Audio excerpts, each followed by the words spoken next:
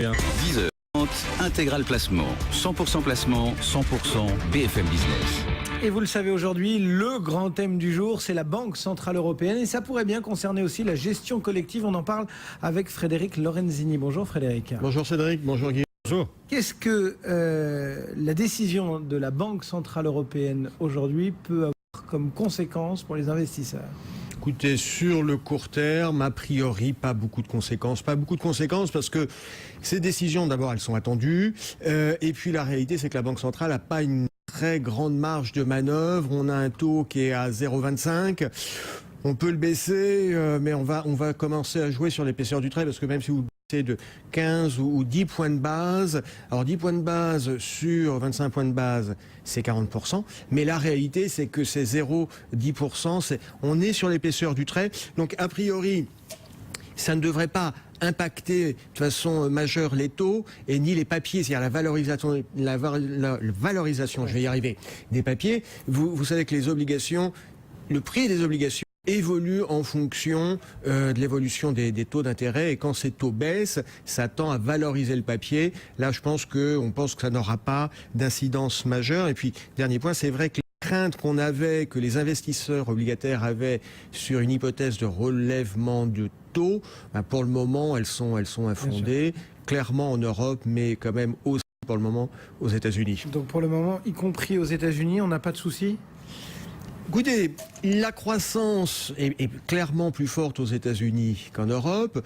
Pour autant, les politiques monétaires américaines restent accommodantes parce que ça a besoin d'être consolidé et puis parce que même si le taux du chômage a baissé aux États-Unis, les observateurs et la Fed mesurent le taux du chômage, mais aussi le taux d'emploi. Et on sait qu'au-delà du taux du chômage, il y a aussi tout un gisement de population qui n'est pas inscrit au chômage, mais qui est inoccupé. Et que quand il y aura de la reprise, eh bien, le taux du chômage augmentera aussi parce que ces gens-là se remettront sur le marché du chômage. Donc pour le moment, sur les États-Unis, on ne voit pas de relèvement de taux.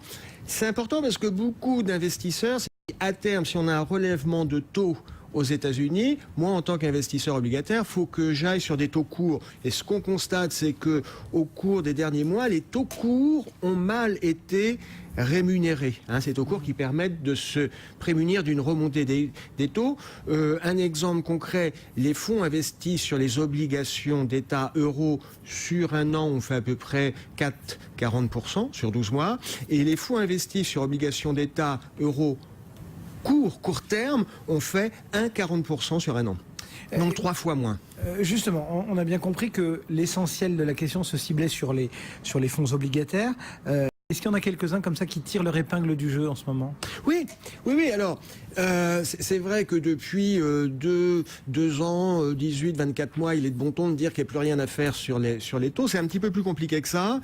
Sur les fonds d'aide d'État euros, en moyenne, sur 12 mois, on l'a dit, on a du 4,40%, avec certains fonds qui, alors, sont largement au-dessus de la moyenne. Je pense au fonds Air Souverain Euro Recovery de chez Rothschild, qui fait sur 12 mois 14%. Alors 14%, pourquoi ? Parce que ceux, comme son nom l'indique, investissent sur de la dette d'État, donc du souverain Euro Recovery du sud de l'Europe, Grèce, Italie, Espagne. Donc la situation s'étant un petit peu normalisée, effectivement, le portefeuille se valorise. Moyennant quoi, ce fonds lui-même est recovery parce que ce fonds qui fait 14% sur un an, en 2011 avait fait moins 27%. Donc on le voit, il y a encore des gisements à condition d'être judicieux et sélectif. Merci beaucoup Frédéric Lorenzini. On surveillera donc la décision tout à l'heure et surtout les commentaires de Mario Draghi. Ce sera en direct sur BFM Business comme chaque mois avec